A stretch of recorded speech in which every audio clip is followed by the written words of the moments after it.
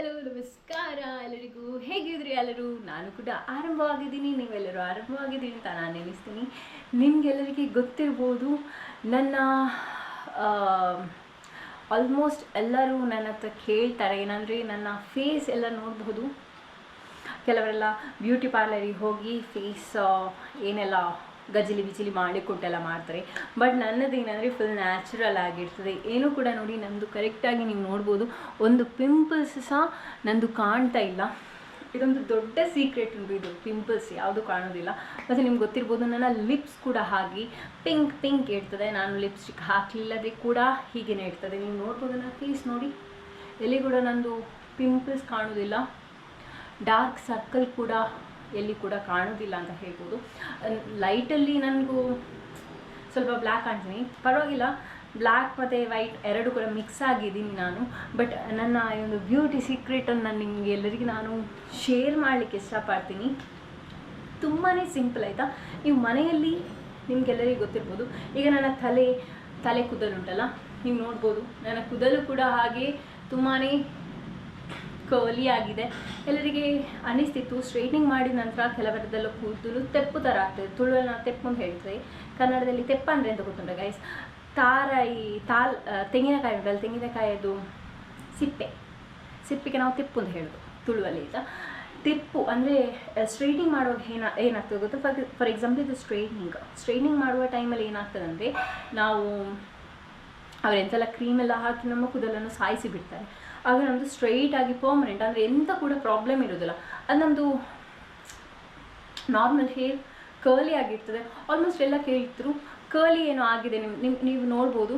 ಈಗ ನಾನು ಒಂದು ಸತಿ ನೆನೆಸಿದೆ, ಹೇರ್ ಕಟ್ ಮಾಡುವಂತ ನೆನೆಸಿದೆ, ಯಾಕಂದರೆ ಸ್ವಲ್ಪ ಸ್ಟೈಲಾಗಿ ಕಾಣ್ತೇನೆ ಅಂತ. ಸೊ ಈಗ ಹೇರ್ ಕಟ್ ಮಾಡಲಿಲ್ಲ, ಯಾಕಂದರೆ ಸ್ವಲ್ಪ ನಂದು ಇಲ್ಲಿ ತನಕ ಕೂದಲು ಬಂದ ಮೇಲೆ ನನ್ನೊಂದು ದೊಡ್ಡ ಪ್ಲ್ಯಾನ್ ಇದೆ. ಸೊ ಈಗ ನಾನು ಸ್ಟಾರ್ಟಿಂಗಿಂದ ಹೇಳ್ತೇನೆ, ನನ್ನ ಹೇರ್ಗೆ ನಾನು ಎಂತ ಕೂಡ ಯೂಸ್ ಮಾಡೋದಿಲ್ಲ. ಆಲ್ಮೋಸ್ಟ್ ನಾನು ಲೋರಿಯಲ್ ಯೂಸ್ ಮಾಡ್ತಿದ್ದೀನಿ ಶ್ಯಾಂಪು, ಆಯಿತಾ. ಮತ್ತು ನನ್ನದು ಫೇಸ್ ನಾನು ಎಂತ ಯೂಸ್ ಮಾಡೋದಿಲ್ಲ, ನಾನು ಖಾಲಿ ಪ್ಯೂರ್ ಸೋಪ್ ಯೂಸ್ ಮಾಡ್ತೀನಿ. ಮತ್ತು ಕೆಲವೊಮ್ಮೆ ಪ್ಯೂರ್ ಸೋಪ್ ಖಾಲಿಯಾಗಿದ್ದರೆ ಮತ್ತು ಲೈಫ್ ಬಾಯ್ ಯೂಸ್ ಮಾಡ್ತೀನಿ. ಆದಮೇಲೆ ನಾನು ಬೆಳಿಗ್ಗೆ ನಾವೀಗ ಹೋದ ತಕ್ಷಣ ಕೆಲವರೆಲ್ಲ ಏನು ಮಾಡ್ತಾರೆ ಅಂದರೆ, ಕೆಲಸಕ್ಕೆ ಹೋಗುವ ಟೈಮಲ್ಲಿ ಏನು ಮಾಡ್ತಾರೆ ಅಂದರೆ, ಫೌಂಡೇಶನ್ ಹಾಕ್ತಾರೆ, ಮೇಕಪ್ ಹಾಕ್ತಾರೆ, ಲಿಪ್ಸ್ಟಿಕ್ ಹಾಕ್ತಾರೆ, ಐಲೈನರ್ ಹಾಕ್ತಾರೆ, ಫೇಸನ್ನು ಫುಲ್ ಒಂದು ಅರ್ಧ ಗಂಟೆ ನಿಂತುಕೊಂಡು ಫುಲ್ ಸೆಟ್ ಮಾಡಿಬಿಡ್ತಾರೆ. ಬಟ್ ನನ್ನ ಒಂದು ಒಪಿನಿಯನ್ ಏನಂದರೆ, ಎಸ್, ಯಾವುದಾದ್ರೂ ಫಂಕ್ಷನ್ ಇರುವಾಗ, ಯಾವುದಾದ್ರೂ ಒಂದು ಪಾರ್ಟಿ ಫಂಕ್ಷನ್ ಏನೇ ಇರಲಿ, ಆ ಟೈಮಲ್ಲಿ ನಾವು ಫೇಸ್ ಸ್ವಲ್ಪ ಲುಕ್ ಮಾಡಬೇಕು. ಇಲ್ಲದಿದ್ದರೆ ನಮಗೆ ಫೇಸಿಗೆ ಲುಕ್ ಮಾಡಿ ಏನಾಗ್ತದೆ ಅಂದರೆ, ಆಫ್ಟರ್ 35 ಇಯರ್ಸ್ ಆ ಟೈಮಲ್ಲಿ ಏನಾಗ್ತದೆ ಅಂದರೆ, ನಮ್ಮ ಫೇಸ್ ಫುಲ್ ಡಲ್ ಆಗಿರ್ತದೆ. ಆದಮೇಲೆ ಫುಲ್ ಡಾರ್ಕ್ ಸರ್ಕಲ್ ಕೂಡ ಬರ್ತದೆ ಅಫ್ಕೋರ್ಸ್. ಮತ್ತು ನಮ್ಮ ರಿಂಕಲ್ಸ್ ಎಲ್ಲ ಕಾಣಲಿಕ್ಕೆ ಸ್ಟಾರ್ಟ್ ಆಗ್ತದೆ. ಸೊ ನಾನು ಎಲ್ಲರಿಗೊಂದು ಪ್ರಿಫರ್ ಮಾಡೋದೇನೆಂದರೆ, ಅಂದರೆ ಮುಂಚೆಯವರು ಹೇಗಿದ್ರು, ನಾನು ಫ್ಯಾಕ್ಟಾಗಿ ಕೇಳ್ತಿದ್ದೇನೆ ಎಲ್ಲರಿಗೆ, ಮುಂಚೆಯವರು ಎಂಥ ಫೇರ್ ಆ್ಯಂಡ್ ಲವ್ಲಿ ಬಿಡಿ, ಯಾವುದು ಕೂಡ ಒಂದು ಪಾಂಡ್ಸ್ ಪೌಡರ್ ಏನಾದರೂ ಹಾಕಿದರೆ ಫೇಸಿಗೆ ಒಂದು ಅಪ್ಲೈ ಮಾಡಿ ಮತ್ತೆ ಎಲ್ಲಿಗಾದರೂ ಹೋಗ್ಲಿಕ್ಕಿದ್ರೆ ಹೋಗ್ತಿದ್ರು.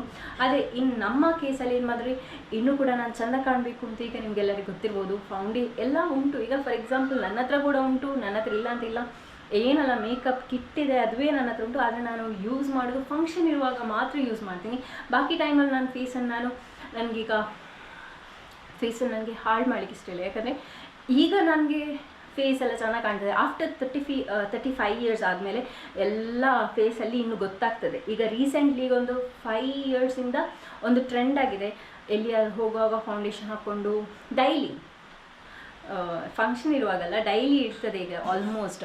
ಆ ಟೈಮಲ್ಲಿ ಕೆಲವೊಮ್ಮೆ ಪ್ಯಾಚ್ ಮಾಡ್ತಾ ಇರ್ತಾರೆ, ಅಂದರೆ ಫೇಸಿಗೆ ಎಂತಾದರೂ ರಿಂಕಲ್ಸ್ ಆದರೆ ಆಗ ಪ್ಯಾಚ್ ಮಾಡುವಂತಹ ಕೂಡ ಆಪ್ಷನ್ ಇದೆ ಫೌಂಡೇಶನಲ್ಲಿ ಆಗಲಿ, ಆಯಿತಾ.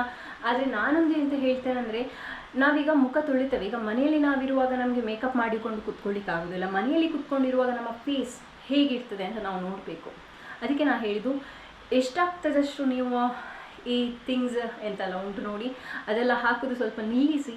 ಮುಖ ಬೆಳಿಗ್ಗೆ, ಮಧ್ಯಾಹ್ನ, ಸಂಜೆ ಅಂತ ಮುಖ ತೊಳಿತಾನೆ ಇರಬೇಕು ನೀವು, ಆಯಿತಾ.